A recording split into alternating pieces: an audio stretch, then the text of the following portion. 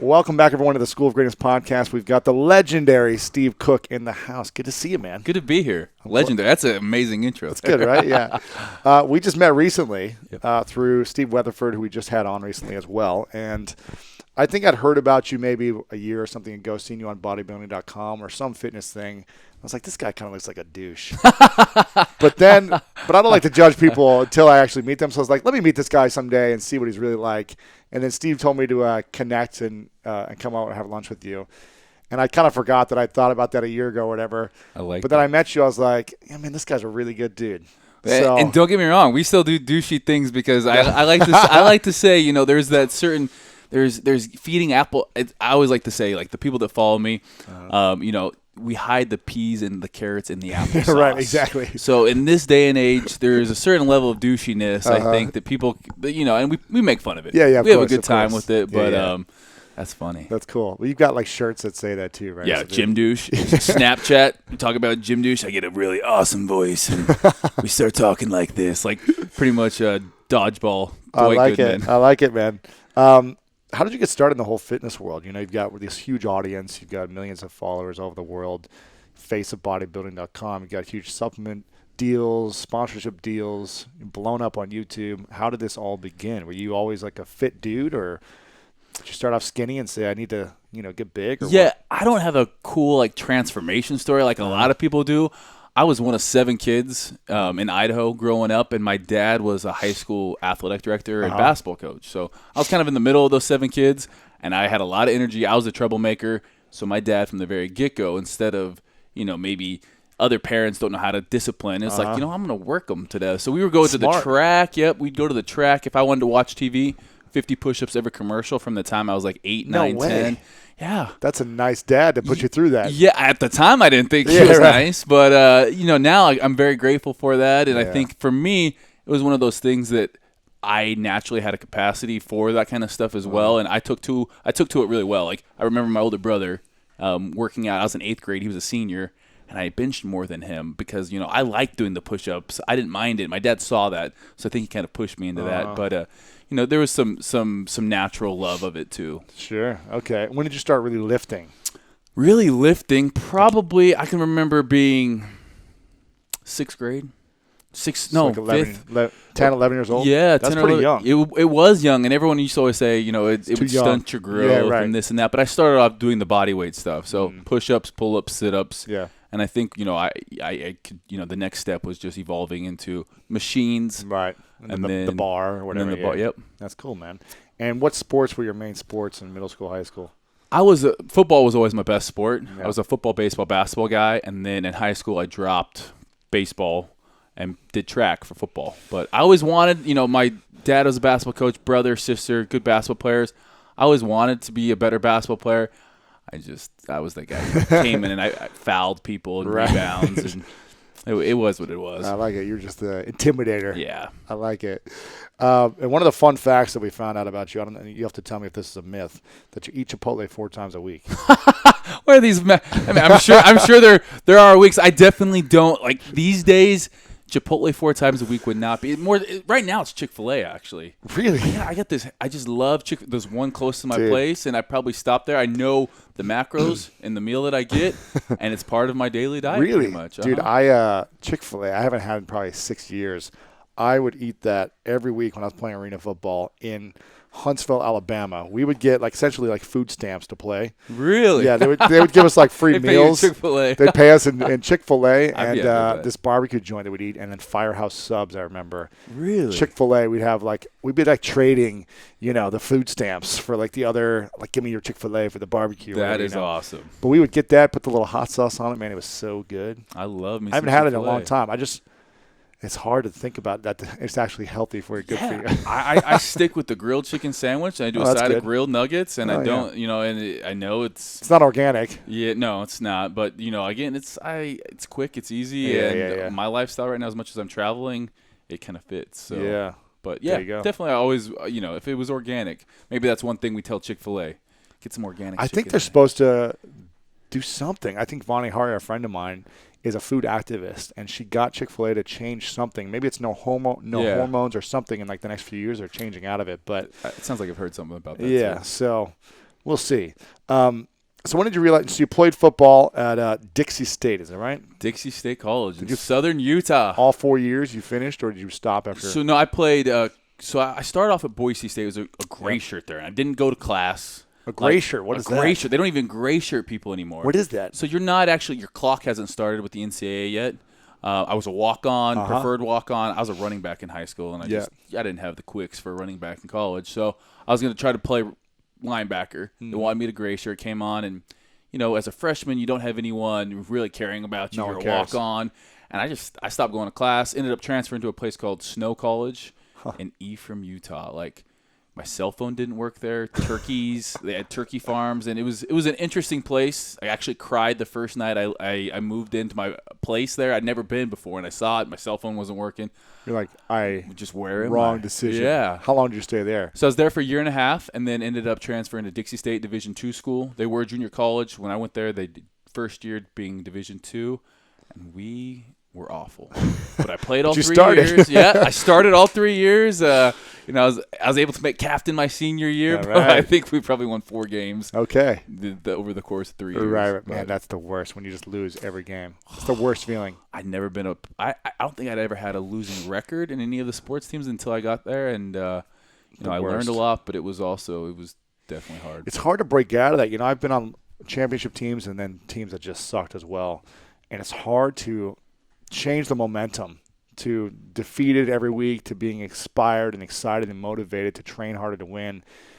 If you're not winning, it's really hard to just change that mindset that you can win. Mm-hmm. Both are habits, I think. When you win, it's a habit, and you expect it, and when you lose, it's the same. The challenging thing is with a team sport, you can't really control everyone else's mindset. You can, for moments, inspire and lead by example and rally people around you, but it's got to be a collective team that has the mindset. And the coaches. And the coach. It starts with the coach. I agree with that. And I think that, we had some good guys on the team. There was no real unity. Yeah. And I think it starts with the coach. Challenging. Okay. So after school, what happened after school? Did you just like this heartthrob, whipped dude that just said, I'm going to be a fitness professional, or what was the vision after that? I was married in college. Shut up. Yeah. That's some Idaho stuff right there. Idaho and Utah. That's it, man. I know a lot of people, a lot of my friends married and have kids. No way. I was married at 21 to at Dixie State. At Dixie State. So I went through college 2 of the 4 years married. Girl I dated in high school, and we kind of dated on and off for the first 2 years of college, and then got married, and then we moved back to Boise together. And then what happened is she was a nurse. I didn't graduate at the time when I moved back, so still a few credits short. Working at Texas Roadhouse, and waiter, or I was a waiter there. Yep, and kind of trying to figure out, thinking about going to chiropractic school. I had a little school tryout with the Titans. It didn't pan out, and then I fractured my ankle and just kind of gave up on that. It was tough because that's your identity. That's it, man. It's your life. And you don't think about anything else don't. After football. It's like, let's just keep going and see how far we can go. You're going to school, and you're not really thinking about what you want to do because you're hoping this football thing pans out. You're not studying. No. You don't care about class. Yeah, and you just do it for football. That's it, man. That's the only reason I went to school. 100%. And then so I get back. We get back to Boise. I'm working as a waiter. I'm about 12 credits short. She's a nurse. Relationship, it was tough. She was the breadwinner, and they ended up stepping out on our marriage.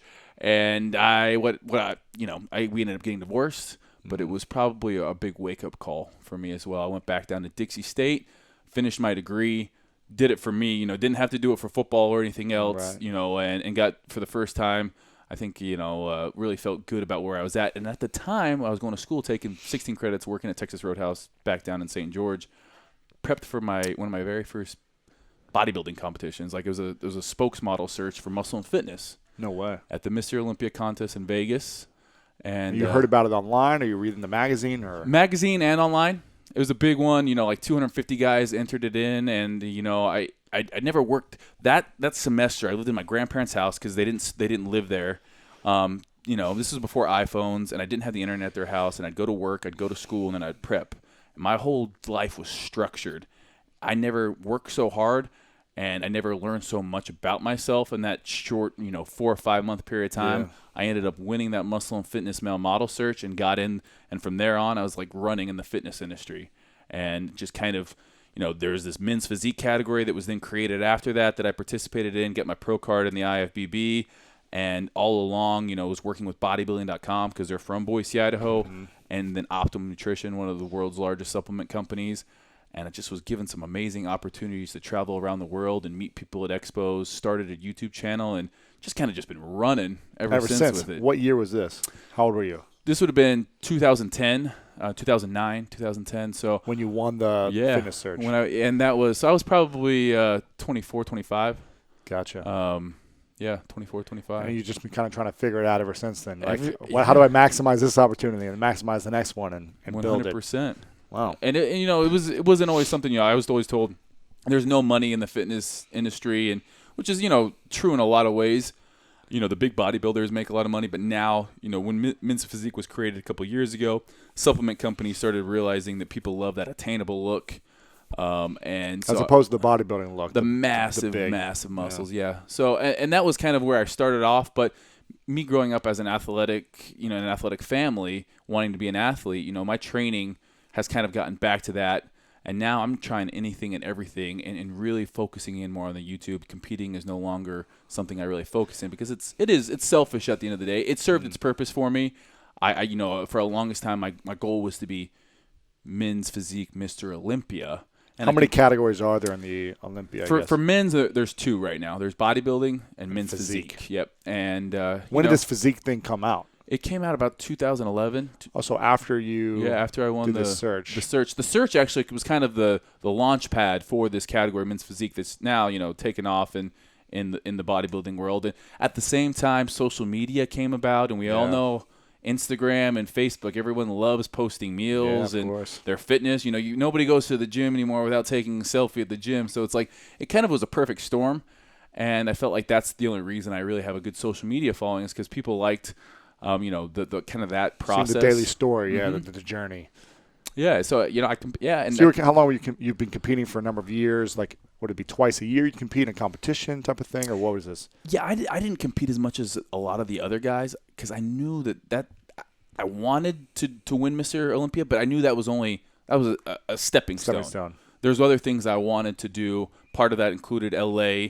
Part of that included clothing, supplements, and maybe even one day acting. But I think that at the heart of it is I like being at expos. I like meeting people. I like doing YouTube, connecting with people. And that to me goes so much further than anything else. And I come from, like I said, 7 kids. None of them really are in the fitness world, so like it's not something that I get so caught up in. Like I know there's a lot of people that compete that really get caught up in it, but I have a really great family that I feel like has always kind of kept me grounded and seeing a bigger picture with everything. And so that's kind of where I'm at now. That's cool, man. How many events are you doing a year right now? Expos. Yeah, that's a lot. Probably 12 to 14. So this year, just about. This year we've done places like India, we started off with in January. Obviously, LA, the Arnold in Spain, Ohio, China, Sweden, Australia. So it's a trip seeing the world. A lot of the expo halls look the same, so it doesn't matter where I'm at. But the people that come up and say, Steve, I watched your YouTube, or I lost 30 pounds doing this program on bodybuilding.com, or that's what to me. I'm like, what, this is really what it's about. And I don't know. I love it. Gives me tingles when people start telling me stories like that. And now being in LA, I want to grow that to a bigger platform and try to really take that to a bigger audience. Sure. I want to transition into a topic about masculinity. Yep. Because there's a lot of men. I'm assuming mostly men that follow you, or is 78%. 78%. Roughly. On the Instagram. Now that you can see the stats. On the Instagram, that was one of the amazing, best things. Right? Yeah. So about 80%, and they all, what do they want? They want to look like you. They want to be more manly. Do they want to have bigger muscles? Like, what is their goals? And I think it really depends on, age too. But I think everyone starts off wanting to be bigger and stronger that follows me. And I was that same kid at 18, 19 years old. I wanted to be big and strong. And again, that's where we get back to the applesauce and the peas and the carrots. So you give them that, and it can be a little bit douche. You're in the gym doing bicep curls and things like that. then you lead them into more health, and you start talking about why we're doing these types of things, being functional, nutrition, and what being in the gym, what it really should be about, and how you can pretty much take that struggle in the gym and apply it to other areas of your life, which is kind of what I did with the whole divorce in my life. But that's where, that's my demographic, and I think they want, yes, they want to look better, they want to be bigger. I think also they want acceptance. At the end of the day, they want people to look at them and really, it's like nothing, I want to create a community where, because really people go to the gym a lot of the times for insecurities. That was myself, at the time of my divorce. I didn't really have a lot going for me. I knew I could control what happened in the gym, and it made me feel good to exercise, release endorphins, where I didn't have a lot of other things feeling good in my life at the time. So I think, the gym I've seen a lot of great things that it can come from in just leading to health. Now, there's a point where you care about yourself too much. You care about your appearance too much. It's you, and you stop worrying about everyone else in your life. There's that balance. And I've also been that person. How do you handle too. that? Yeah. Because you've got to post constantly to stay engaged with your audience. You to build your following. You can't just post once every 2 weeks. You got to post daily, all over the place.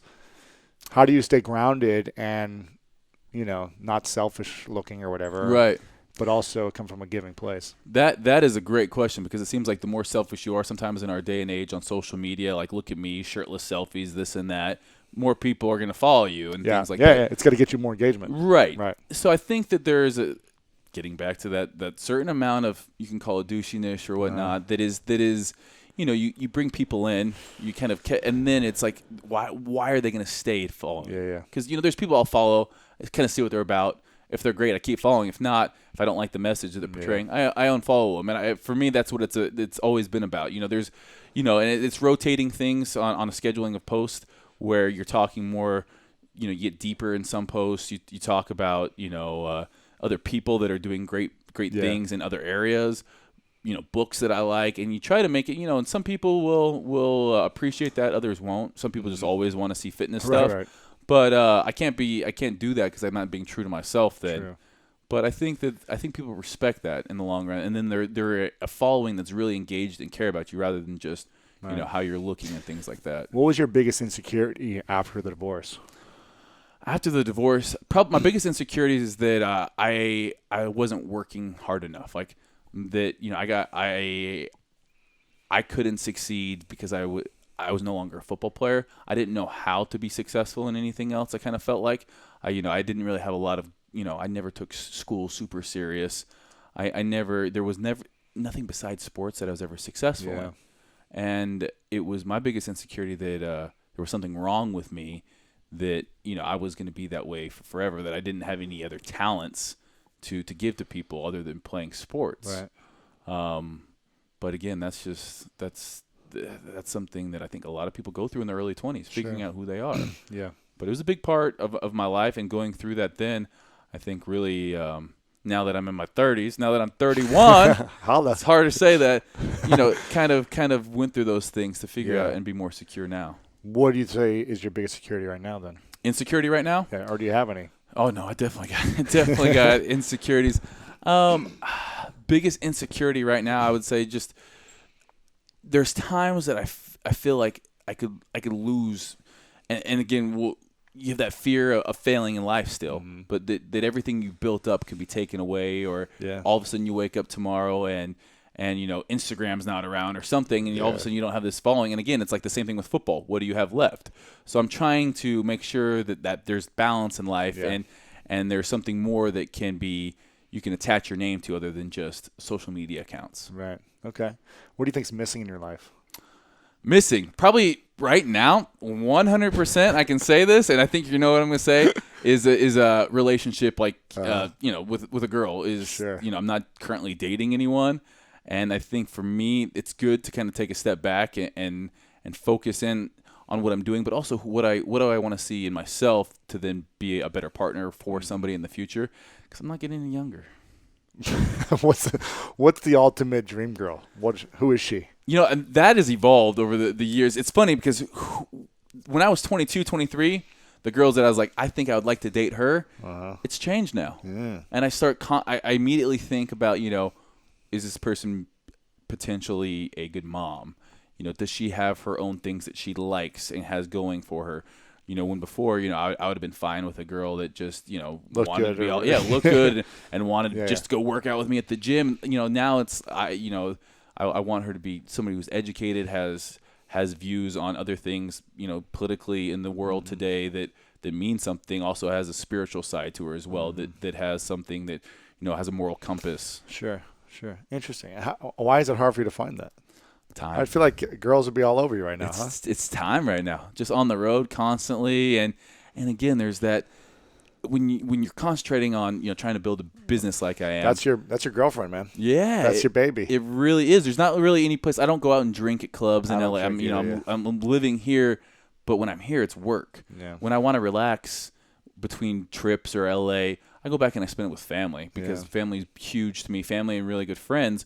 So unless they're like, hey, I have this great girl I want to set you up with, there's not many Snapchats I'm opening, or the girls that are super forward, I tend to kind of shy away from. Yeah. And all the girls at the expos probably aren't the ideal. Yeah, I think again the expo scene is very competition related, and I want to find a girl who loves fitness. Maybe even into yoga. Holistic nutrition, things like that. Somebody that has that aspect to them. Maybe doesn't necessarily work for a supplement company as a living. Just kind of offset some of what I do. Yeah, that's cool, man. Okay, what do you think it's going to take from you to create that in your life? Dedicate time and resources to, and again, that comes back to sitting down and actively trying to find, whether it's going to a church group that has young people there, or even I have not, and I refuse to create an online dating account. I'm not on Tinder. Right. I think there's one called Bumble. Yeah, there is. I'm not on any of these, obviously. I got a girlfriend, but that's right. And then I hear Bumble's good because it's the girl says that they're interested. I just found out about this. Get on that one. Bumble. Okay, yeah, check it out. I might have to check out Bumble. Also, check it out, and then we know in 2 weeks what dates happens. Lined up. Yeah. Also, friends that are in the plugged into the social scene that might have. Come do acro yoga with me and my lady someday, and we'll introduce you to some people. Nice. So I got you now looking out for me. Sean Lowe, a guy that was on The Bachelor a couple years ago, that ended up marrying. Oh, really? The one that he picked. Could go on The Bachelor. Him and I were talking about that. The problem is it's not worth it, man. No, and I'd have to go to The been asked to Bachelorette do it first. too. Oh, I can. Yeah. A few years ago, they asked me to be The Bachelor. Really? And it was like you turned it down. Twice they asked me. Woo! I turned it down both times. One, I just think it's like not good for your brand long term. Yeah. To do a show like that. You get pegged as that. Is there one guy who's been The Bachelor who has created something that actually matters in the world after that? The only name I can think of is Sean Lowe, and he wrote a book about it. But again, I think he and his wife now are exploring other areas. But I can't tell. Besides Sean, I don't know a single Bachelor's name. Jesse, the guy who's the ESPN analyst. Oh, yeah, Jesse, the quarterback dude or whatever. Right. But he, I don't know. I forgot he was even The Bachelor. Yeah, exactly. It was 10 years ago or something. Right. You know what I mean? So, anyways, I remember I was like, let me ask my sisters about this and see what they think. And I called them on the phone. I was like, I just got asked to do this. I was just casted to do this. Should I go do it? And they were like, absolutely not. Like, really? Don't be a tool. Like, I love that. They were like, no chance. Like, if you do, we'll disown you type of thing. So do they watch the show? Probably. I mean, I don't know. But for pure entertainment, they don't want to see their brother on it. No, they're like, no way. I got 4 sisters, so maybe I should probably get an idea. They probably wouldn't. I mean, they definitely want to give it their stamp of approval. But I'm sure you'd be great. It'd be fun. But then you're the Bachelor dude all the time. Yeah. I don't know. You want to be known for something bigger. Yeah, and I don't know if I want to say this, but I feel like because it's a TV show, it's a reality TV show. It's so staged, everything. Staged, and they're finding drama, people that are crazy, certifiable. It's crazy, man. Certifiable. I like it. Okay, I want to go back to masculinity because I'm doing research for a book that I'm writing right now called The Mask of Masculinity. Okay, I like that. And as I think you could relate to me growing up as a young man playing sports that, teammates, coaches, society tells us certain things on how to be a man. Tells us to be big and strong, not to cry, not to show emotions, don't be a wuss, don't be all these other names that we use. And I think it affects us. At least it affected me. I'll speak for myself. It affected me and a lot of the teammates that I know in this projection of what it means to be masculine in today's world. And I loved your video for your trailer for your new program that you had that's, closed down right now. The video, it's like warriors, like fighting or something. What was this? Oh, that's the Modern Physique on bodybuilding.com. Amazing. Yeah. This trailer is unbelievable. We're going to link it up here because I was watching it. I was like, this is unbelievable. This like speaks to me, Yeah. I want to be a warrior. I want to be all these things. But what is it? What does masculinity mean to you? And do you feel like this industry or your experience has shaped you or hurt you in relationships by living a certain way that's held you back emotionally or something in relationships? So. I definitely think the industry, fitness industry I'm talking about, and even, being in LA, everyone here is very, as a man, you need to make a certain amount of money. And this is drive a certain car. Exactly. And I think that as a man, it's something that I've learned, and being from Idaho and having really strong male figures in my life, seeing that, you can be masculine without having to bark orders at people and be this alpha male all the time. I did grow up. My dad's definitely a type A personality, so I have some of that, I think, in me. But I think that there's that spot for, really leading by example and being compassionate. And I think that in today's society, I think the biggest thing, especially on my YouTube channel that we kind of talk about, was we try to get real with people. I did a series called The 22 Things Happy People Do Differently. And I didn't come up with these. Yeah. They're out there already. But I talked about what they meant for me. Mm-hmm. And it was trying to get real with people about, breaking down some of these things that you can't really talk about. You're not supposed to talk about as a guy. And I think that really, so many guys come up to me and be like, hey, out of all the videos, the workout videos that I've done, it's like that 22 things happy people do differently really affected me in my life. And, it's about being positive, and it's about, surrounding yourself with good people. And it's about, it just is, it's a different way of looking at things. And I think that there's more, it's good because there's more and more, I think now that is coming about that, guys can be, there's just a lot more acceptance about whoever you are out there. Mm-hmm. So I think that there's a lot of good things going on. But for me, I have great people in my life that aren't, it's the exact opposite of the fitness industry. So I feel like, I'm not really inundated with that. Sure. And I have these people in my life when the doors are closed that I really value what they say. And I watch them with their families. A good friend of mine, Dr. Tracy Orr is his name. He definitely is a guy that I look up to kind of, with his whole family along with my dad, sets the stage that, he leads by example. He's not quick to yell and very, very easygoing, and that's kind of how I want to be. Lead by example. Do you feel like as a role model and someone who has a big audience, you have a responsibility to, be your true authentic self, or do you feel like you have to live up to what they want you to be? Maybe this, I don't know. Yeah. Buff dude. It's just like there's it's, you know what I mean? Yeah, because there's I know two you Trojan sides horse of it. the man, but there is two sides of it. You want to be this version of yourself that is the best, and that involves, I want my grandma, my aunts, my mom and dad to look what I'm doing and be proud.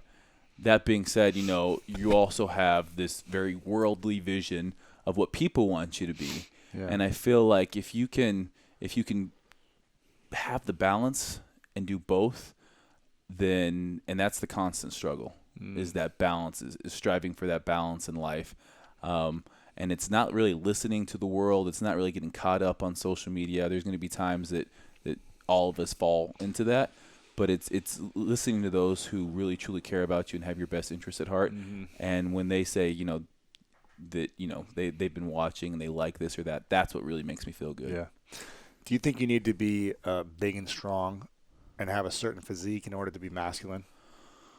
Oh, that's a good question. I grew up watching Bloodsport, John Van Damme, Arnold, Stallone, all those stuff, guys. Yeah. So, I definitely think that, when I think masculine, I think a cowboy, like being from Idaho. I think, those guys that I just mentioned. But I think it's more than that. I think that, being masculine is really putting others first. That's to me. putting others first, like that's the ultimate sacrifice. It's a great example. That's a great definition. Yeah, and that really, like, as a role. So it doesn't matter about physique necessarily, even though that's what you grew up thinking and seeing, like these big masculine men. And it's a stereotype that we think of, but digging deeper into all those things, when you watch, even when you take those characters, what happened in most of these movies? They were serving. They were serving others. They were serving others, and ultimately their needs came second. And I think that's ultimately in my career what I want to do is serve others, because that is really at the core of happiness, I think. And that's at the core of all these guys in my life that I look up to. That's what they're doing, actually. Wow. They're putting their family's needs first. They're putting, and again, they're not sacrificing. They're not they'll say no to things. It's not like you have to be this pushover that says yes to everything, and you're giving your time out to everybody else, and you don't have any time for the things you love in life. That's what I'm learning. That's what I'm going through right now. That you have to say no to some things.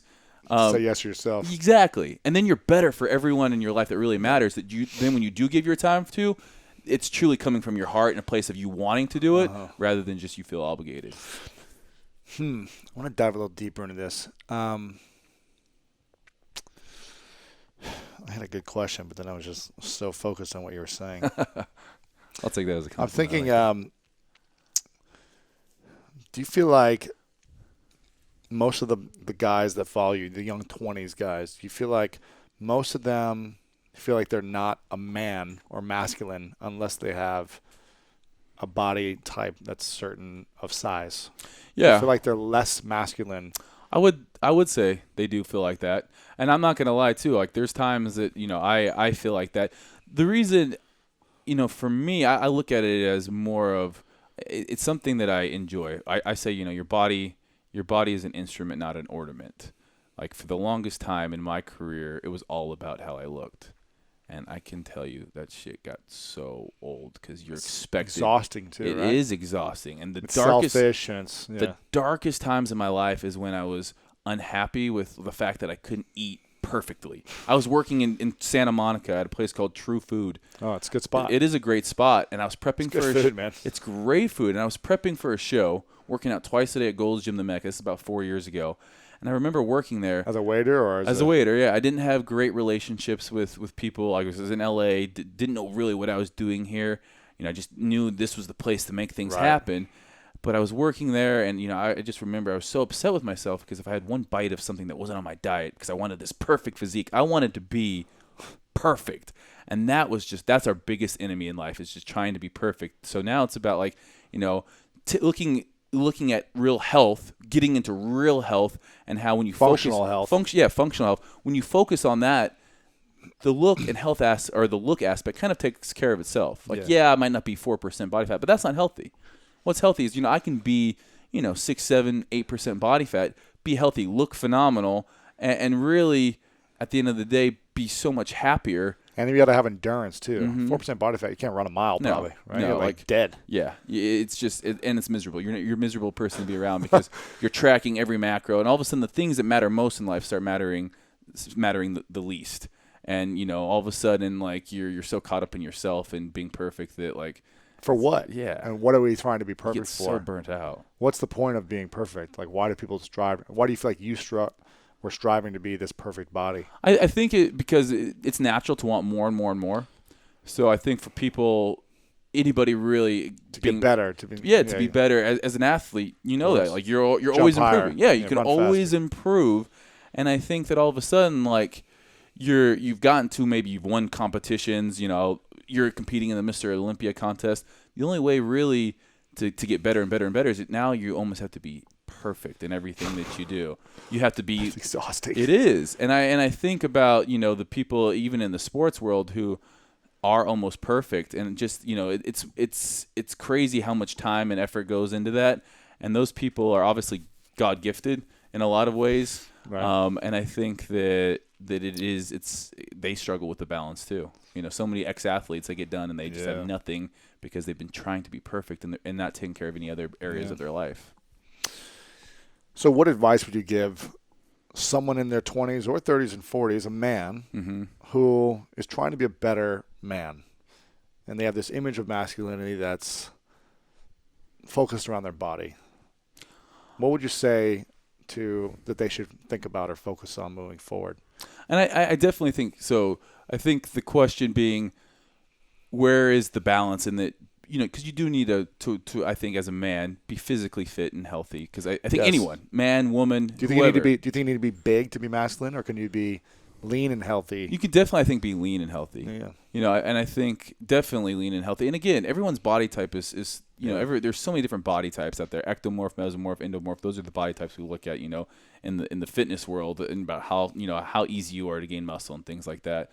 But being a triathlon, that's also masculine. Like, you're able to run, and I was watching, and I constantly am looking at people's body, being like, oh, that person would probably be good for endurance, or this Right. person would be a great power lifter, or and I think so for men, there's definitely a physical aspect that I think but you don't necessarily, I don't think that should matter as much as it does in a lot of cases. Masculinity it's judged so outwardly these days, where, again, if you could get back to what's on the inside, that'll definitely, I think, and it's a society problem too. It is. It's something that I think society ultimately, again, the epidemic, I say epidemic right now of Instagram is Right. everyone, and that's where people get this Snapchat idea too, is, I have to be better than this person, I have to be perfect. And it's one of those things that, geez, it's a struggle of mine, but also something that I try to preach to. Sure. What's your biggest fear right now? My biggest fear right now is that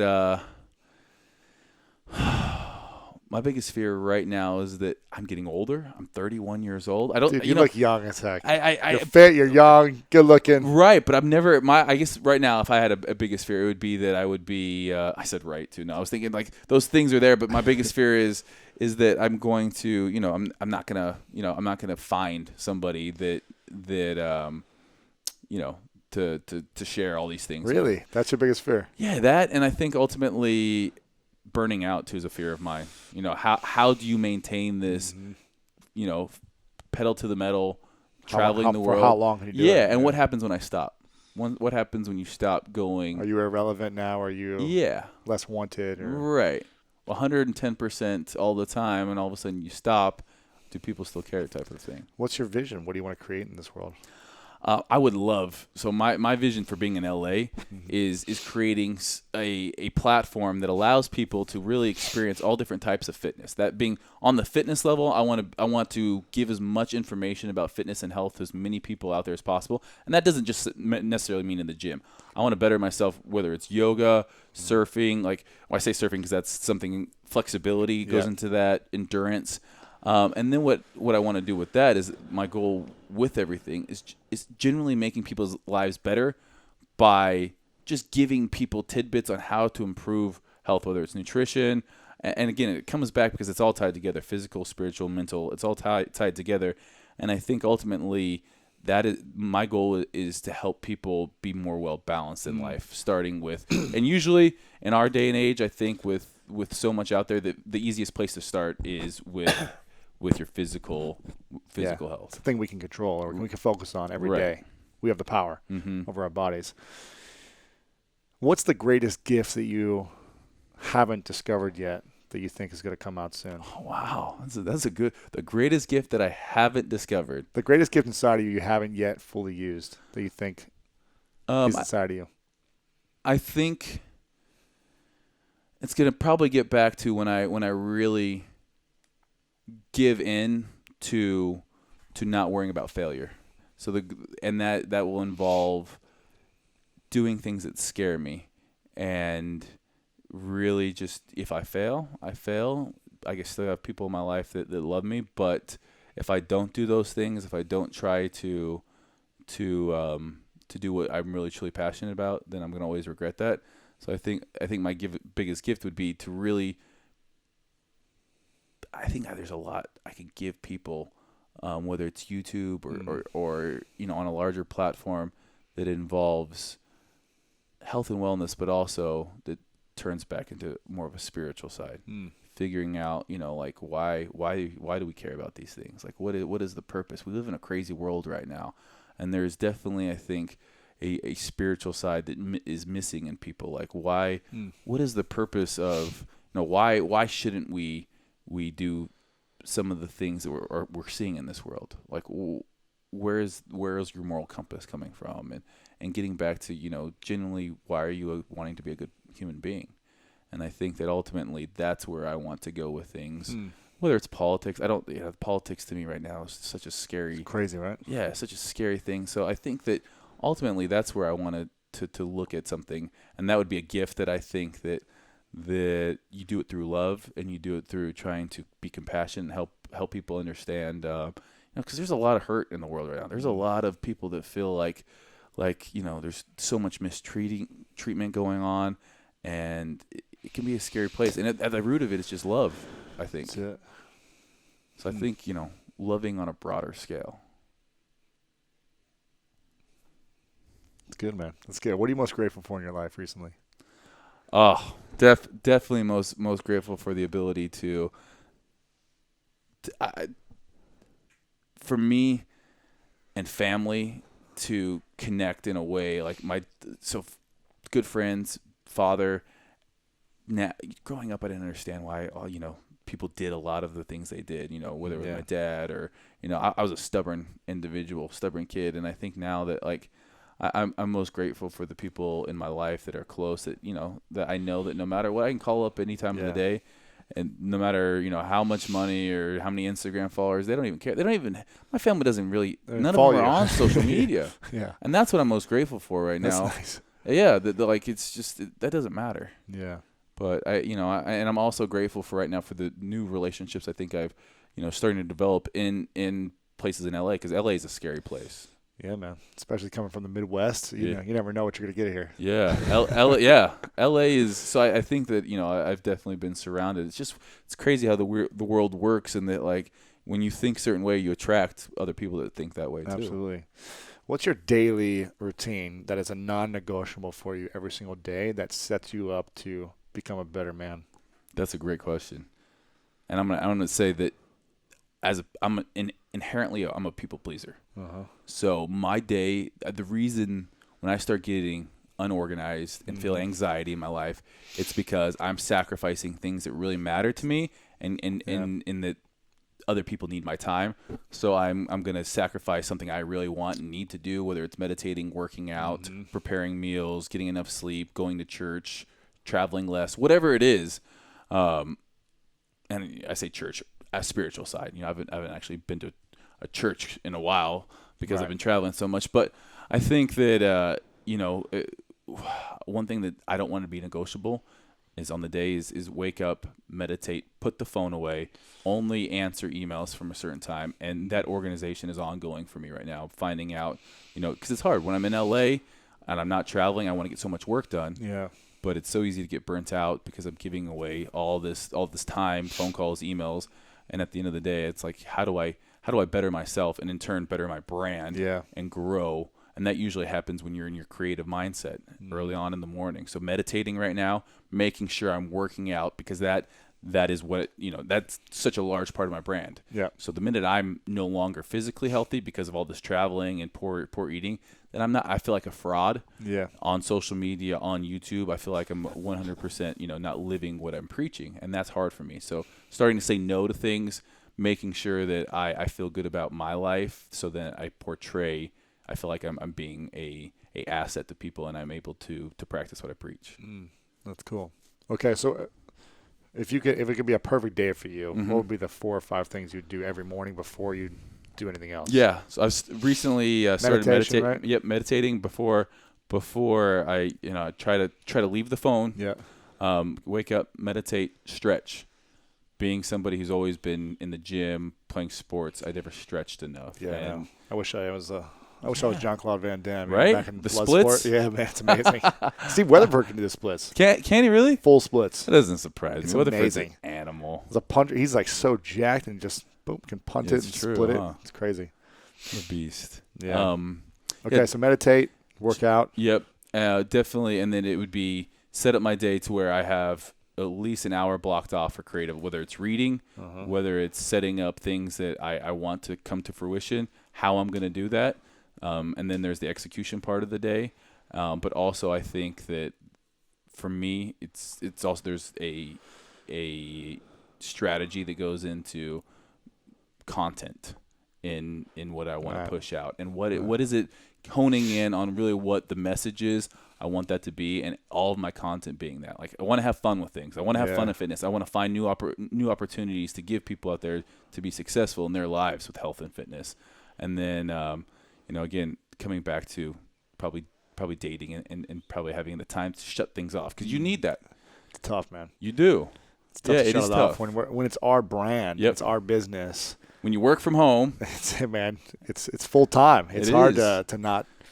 I forget what day it is a lot of the time. I forget, like, if it's the weekend or a Tuesday. Like, none of the days matter. Right. You're doing the same thing. I'm just focused on the vision. There's no turn off. So there's no happy hour. There's no weekends. Right. And so how do you man? I mean, I look up to you with that kind of with a lot of stuff. But, like, you as a guy, who's being successful with your own brand, how do you do that? Well, being in a relationship actually helps, because whenever she's around, I put the phone to the side. Like, the phone is not in the conversation, except for maybe if we're, like, talking about something, we look something up together. But otherwise, the phone will be in the other room, or it'll be off. That's huge. Like, I'll give her the time to just be present, because we only hang out a few days a week because she's busy with her career and everything. So that time is meaningful. That allows me to shut off and connect. And it doesn't mean my mind is still racing sometimes. I'm thinking about things. I'm still like, I'll get antsy and I want to go, like, create right then because I got an idea. But that helps. Also, scheduling my day, and make sure in the mornings I schedule time to work out, that it's in the calendar. I think if it's not in the calendar, that time, that free time, you'll book it with something else for a meeting or business or whatever. And how do you say no to, like, are you good at that? I like to say yes to a lot of things, but I'm getting pretty good. I'm getting better at saying no. Yeah. I say no a lot more now than I did. And the way I say no is by putting my vision first and saying, okay, every 3 months we've got a big product launch or we've got something. So I know that I don't have much downtime. I've got to put my energy into my vision and our team vision of what we're creating. So I'm just like, hey, guys, I'm sorry I can't do the interview right now because this is what I'm focusing on. And my team said no interviews. I can put it on my team sometimes if I need to. But right. It's and then if people want something bad enough, I'm like, come back to me in 6 months. Like, ask me again in 6 months. And if they really want it and they're persistent and they follow up on that day or whatever, and then I'm like, well, you know what? It's still not a good time. Follow up in 6 months. Like, I'll do it after a few times. Gotcha. So if they show that they really care and they're thoughtful and they're patient, then I'm like, this is a good, Those are the people you want to be associated with. I'm happy to give them 30 minutes to interview. I'm happy to jump on the phone, whatever it may be, Gotcha. Take a meeting, something like that. But usually I say no to everything up front unless it's serving my vision. Gotcha. So that's how I do it. Plus, Powerful. my assistant is good at, like, saying no to a lot of stuff for me. Nice. I'll just ask her, should I do this? Yes or no? And she's like, no. That's a voice. That's a person I need in my life. I want to say yes. I want to please everyone too. Yeah. I want to be accepted. I want to be liked. All these things. So it's an art. It's a dance. But that's where it's at right now. And for your schedule, do you is everything like, for me, I'm learning different ways to keep calendar. Do you guys do, like, in your phone, or? It's all on my phone, and my assistant will also just text me when things are coming up. Gotcha. And I'll look the night before what's happening tomorrow and kind of get an idea of what's going on. So these are all things I'm interested in. Of course. The ways people are doing things. So I want to ask a few questions to wrap it up. I want to talk about branding first and how you built this following, because I think people will be interested. There's a lot of coaches who listen, entrepreneurs who are launching businesses, but they don't have an audience. And you've built, what do you have, over 1 million on Instagram, 500,000 on YouTube? What's Facebook at for you? About 800,000. Okay, so you got a few million all over the place, right? Snapchat, you got 100,000 views. Oh, well, you haven't broken it yet. But I haven't. 99,000 Snapchat views a video. So you've built this incredible loyal following and this audience all around the world. What would you say are some, 3 to 5 things that help you build your following, keep your following engaged, but also so it doesn't run your life? Right. I think in order getting to how to build your following, I think being something, obviously you have to be something different. You have to have your niche. What is it? Why are people going to follow you?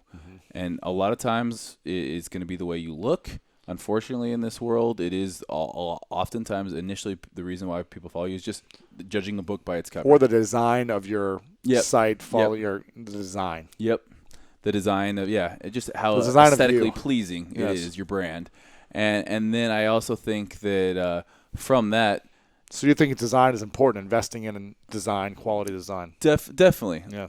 And also your message. What is your message? And that's going to turn some people off maybe, but I think that as long as it's really what you're about, then you have passion for it. If your message is really something that you believe in and you have passion, when you have that excitement for something that you're doing, whatever it is that you're doing, if you're ridiculously excited about it, like willing to wake up super freaking early, that's contagious. Yeah. And that's one thing that I've learned, that whenever, when I was excited to step on stage, the audience, the crowd, people, that's a contagious thing. That's like, it's tangible when it's there, and you'll naturally attract other people that are passionate for that. Or who want that. Right. Early mentor of mine said that the world makes room for passionate people. 100%. And it's so true. When you are passionate and show up that way, people want to be around it. They're attracted. It's like a magnet. You know what I mean? So. And when you're passionate, you don't notice the hours. Yeah. You don't notice that, all of a sudden, you've been doing it for 4 years. Time's gone by, like 12 hours a day. Yeah. Right? Time's gone by, and you're just like, I'm here because I love it. And even if I didn't get paid, or even if I wasn't, I can't imagine doing anything else. And I think that's a big time. It's for me, it was scary. Instead of doing chiropractic stuff, I took a job. The secure way. Yeah. I took a job as a waiter still, because I wanted to travel around the world with Optum, because I saw an opportunity there. They weren't paying me much, $500 a month. That's not enough to live on. So but I said, I had my college degree, and instead of trying to go the corporate world or going back to school, I said, I think this is what I'm passionate about. I'm going to invest my time, and I'm not gonna get paid for it. Right. But what I'm going to do is I'm going to shake every person's hand in line at an expo. I'm going to give each person a hug. I'm going to introduce myself. I'm going to make that person remember me by the way I treated them. And that passion then grew, and I think that people felt that energy. It's tangible when you're there at an expo and you can sit down and look somebody in the eyes and truly care about them, what they're doing. And you can't fake that. You either have that or you don't. And there's been times in my life that I haven't had passion for it, and I feel like that's when I have to come back and, am I giving away too much of my time? Am I burnt out? But definitely when you have that passion for something. I think that's a great thing that you just said about, for 5 years you went to expos once a month at least, sometimes more. For 5 years, saw hundreds if not thousands of people that you shook hands at every event, built a relationship with, connecting with them one-on-one, gave them 10 seconds of eye contact. It goes a long way, taking a photo, whatever it may be. And you showed up every year for 5, 6 plus years doing this. And I think people don't realize that, how powerful that is. When I first started out, I went to trade shows every month as well in the marketing business world, entrepreneur world, and did the same thing. Found the mentors, found influencers, connected with them, gave them value. And then I started hosting events all around the country, networking events. And I shook everyone's hand and showed up, always followed up via email. I was just like in service. And I didn't have a following then. But that level of dedication and consistency over 5+ years is what kickstarts your brand following. I think people want it quicker. They don't want to do the work of connecting with people. They want to be behind the screen. They want to be just on Instagram and Facebook and hack the system. Right. But if you really want to build a loyal following based on your a brand that's long lasting, is you got to connect with people in person. Yep. I believe too. I agree 100%, and that is, and again, it's you can't do an expo for 8 to 10 hours a day on your feet and not truly love people. You've got to love people. You do. Like, you can't fake that, and again, you're going to be exhausted after it, and there's sacrifices that you have to be made. But again, at the end of the day, you feel like you're doing what you want to do. You feel like you're giving value to people around you, and that's a huge for me, I'm like, this feels good. So I was doing it, for myself as well. And maybe for some people who are very introverted, that's not going to work for them. Right. But you've got to offer something of so much value that you're able to reach people, whether it's an app or a tool or a website that's just so valuable for people that you don't have to meet them in person, but you can get it in front of them somehow. And I think even introverts, are there's something that comes from, you could be introverted, but you can generally care. And the way you show that you care might be different from introvert to extrovert. You might not be this loud, boisterous YouTube character, but you put your time in someplace else. It makes you super valuable. Yeah. This question is called The Three Truths. It's one of the final questions. Steve mentioned this one. Okay. So this is the last day for you many years from now. Okay. And all your videos and content has been erased from time. There's no Instagram photos of you left. There's no comments of anything. And you get to write down on a piece of paper the 3 things that you know to be true about everything you've learned in life that you would pass on to everyone else. Gotcha. This is the only message they'll ever see from you ever again. Gotcha. What are your 3 truths? I definitely think the first one and most important for me is be happy today. Okay. So the thing in our society, I'll be happy when I make $1 million. I'll be happy when I have 1 million Instagram followers. I'll be happy when. If you're not happy now, you'll never be happy. If you're not, and again, there's a difference between being content. Like, I'm not going to just sit back, kick my feet up, and all of a sudden think, I've made it. Like, that's not what I'm talking about. I'm talking about enjoying that daily struggle. If you don't find things in your life to be positive about today, then you will never find those things. And that to me is the first and foremost. Every time I feel myself starting to think, I start thinking crappy. And in LA, this happens because there's always somebody who's better looking, more money, or has a better, this bigger or that. Following, yeah, whatever, there's that. It's just, so it's human nature, and it's the world that we live in today to teach you, you don't have enough, and not having enough starts making people feel like they're not good enough. And then not being good enough starts creating the sense of unhappiness. So I think it's about finding something every day to be grateful for and to be happy for. And then all of a sudden you're already living that. You've already made it. Right. But you want to give that, you want to continue that. So you keep on pushing. Sure. Okay, that's number 1. That's number 1. Number 2, I would say human beings are not designed to be alone. So whether it's family, friends, there was I think the longest living. There was an area. I think I heard this, and I might be wrong with some of the details, but I want to say it was Italy, and they noticed the people in this village were living extremely long. I think it's Asia. I think there was a documentary called Happy or something. Yeah, and it could be Japan. But it was different areas that have this. Yeah. What it was is these people were living extremely long lives, and they looked at it as to why. And diet, everything being equal to some of these other communities, it was they had core family, and they stayed together. Sometimes they even lived together as family. They had people in the city. Yeah, yes, so your tight knit community, the people that truly loved and cared about you, were in your life every day, supporting, and you gave that support. Yeah. That, I think, creates a sense of love, secure, and ultimately happiness and health. Yeah. So, and again, there's times in your life that you're not going to be comfortable, and you shouldn't be comfortable, but knowing that you have people that love and accept you, that acceptance, I think, is huge. So you're not designed to, us as humans are not designed to be isolated. Yeah. And I think that for me, in my life, I've felt like I could do things on my own. And looking back now, I know that is not the case. It's exhausting too. It is exhausting. Challenging. Okay, so humans are meant to be connected. And then I think, and then number 3, the last one is just serve as much as you can. Serve other people as much as you can if you want to grow something. If you want to be successful and be content in life. And I know that sounds cliche to serve people, but I really do think that the times that, I start feeling bad about myself is when I'm thinking about myself. Like, you get caught up in your own thoughts, and you get caught up in your own, like, what you do and don't have. But when you all of a sudden turn that off and try to make someone else's life genuinely better, there's something that happens when you work your butt off and it's for a bigger cause or for someone else. And you might not even know that person.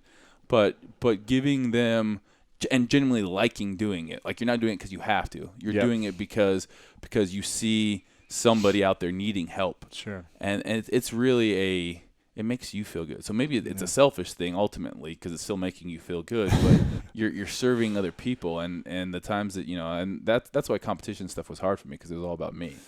So right. Those are my 3. I like them, man. They're great. Before I ask the final question, where should we connect with you? What is your favorite place to connect online? What's your website? Okay. Give it to us. Yeah, so I do have my favorite place to connect with people, interacting with people, Right now, it's Instagram and Snapchat. Yep. Those are just the easiest place. Very user-friendly. And what's your Instagram? My Instagram is just Steve Cook. And then Snapchat? Snapchat is Steve Cook Health. Okay. Instagram's great. I'm finding, I feel less engaged with Instagram because it's so picture. So it's like I'm trying to I don't know. Instagram's fun, but there's a point to where Instagram's.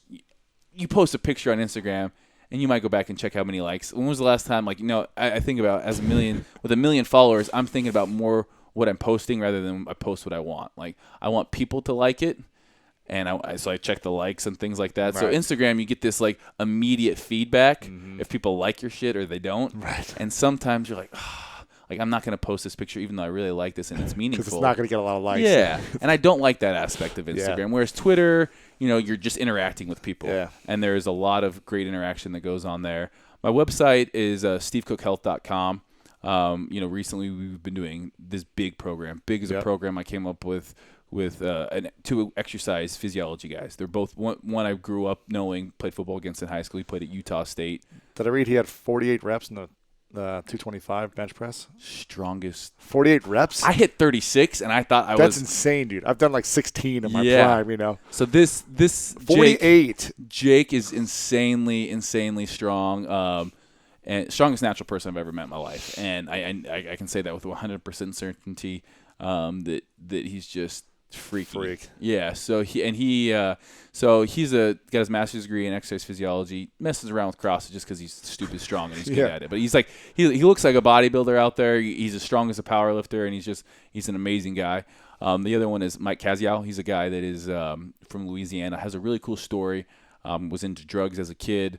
Kind of came about that he got through that through he actually lived in Utah for a while doing this. They ship kids off to Utah and doing these outdoor camps.